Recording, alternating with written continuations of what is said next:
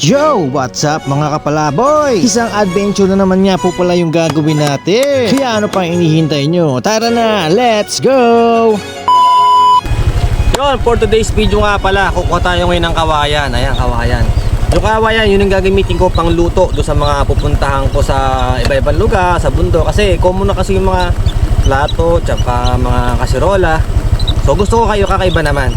So andito ako ngayon sa may ilog. Ayan, mapakita mo, ayan ilog. Ayan, andito ngayon sa may ilog. Ayan, walang kawayan dito. So ayan, hahanap pa ako uli na dito ng kawayan.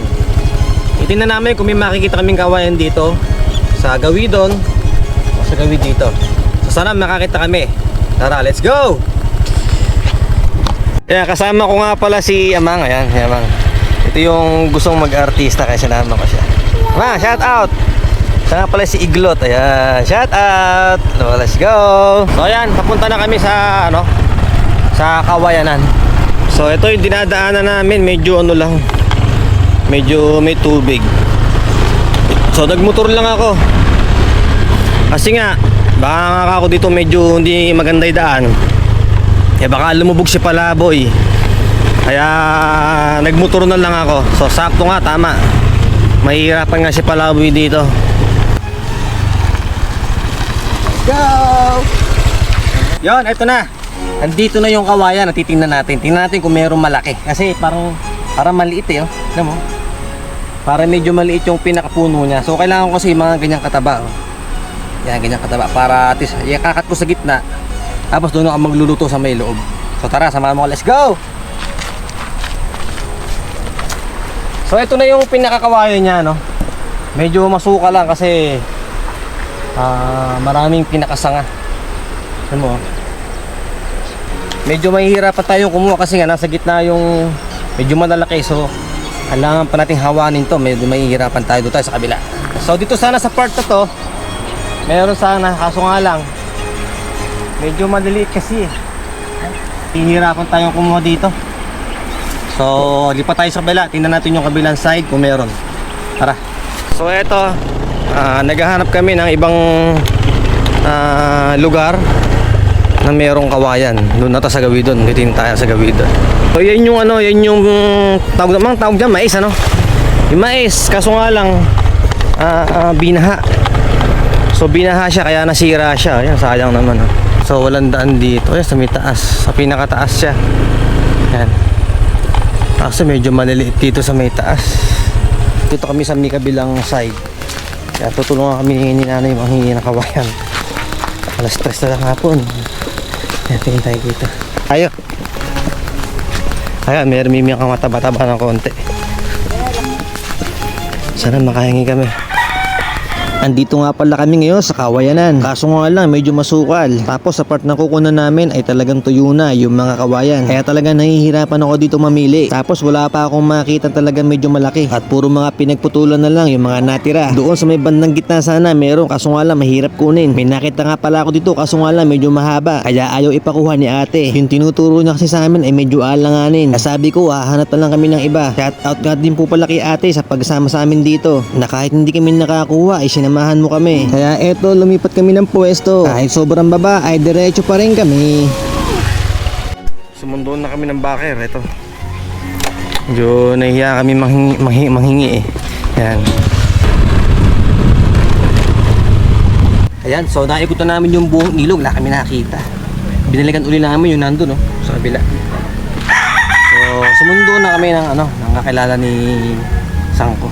Kaya bilakas tayo ngayon. Hiya kasi ko manghingi. Tara, dito muna tayo kasi kinakausap pa ni isang kunyari.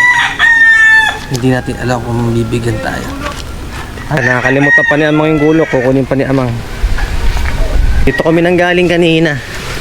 So nga lang, hindi kami makapanghingi kasi nahiya kami sa may-ari. So ito saan ko? Ito. Mataba. Oh, yan. Ayun, di ba? Oh, yan. Dito kami galing kanina. Kaso nga lang, yung sinama kami doon, yung babae sa kabila. Binigyan na tayo ng kabayan. Taga-ilang din. Ito na. So, kasi medyo masuwal yung iba, no? So, ito yun na yung kukunin namin na yan. Ito, sakto. Nakalabas na siya. Medyo mahaba siya. Ayan, marami na akong magagawa dito sa vlog. So ayan, tatagiin na natin yung ano, yung puno. Ay, yung kawayan. Tingnan natin, mapuputol natin. Ito na lang.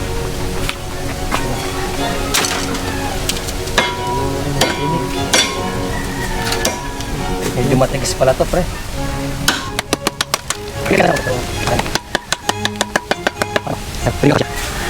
Diba?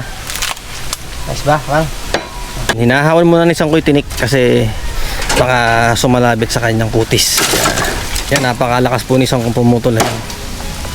Parang panday. Yan ko.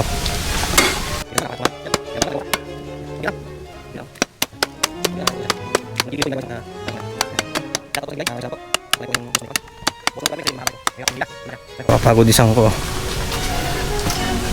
Hihilahin natin to. Pag hinila siya, ayan na. Ayan.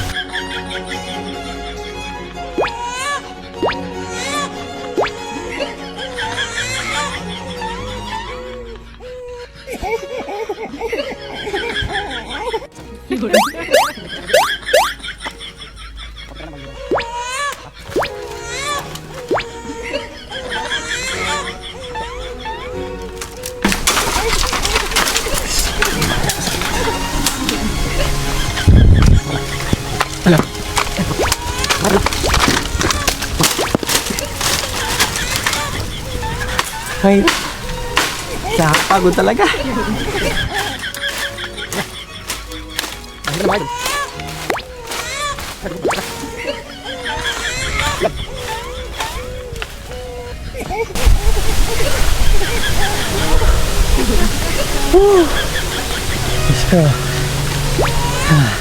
Ay, baba na namin yung kawayan. Tapos kakat na lang dito sa kabila. Then ito, siguro sa isang araw na lang namin pupuntahan. Importante maligo yung kabila na to para maayos ko na siya.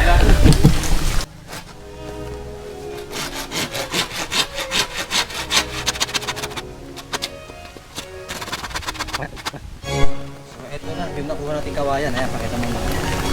Sobrang hirap kumuha talaga.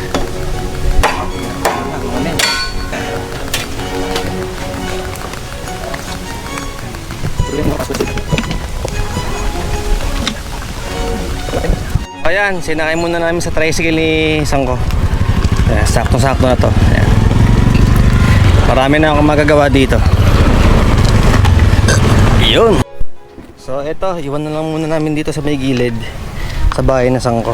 Mamaya na namin, mamaya ko na siya kukunin kasi hapon na rin. Tapos may isumba pa ako. So balingan ko na lang mamaya. Let's go!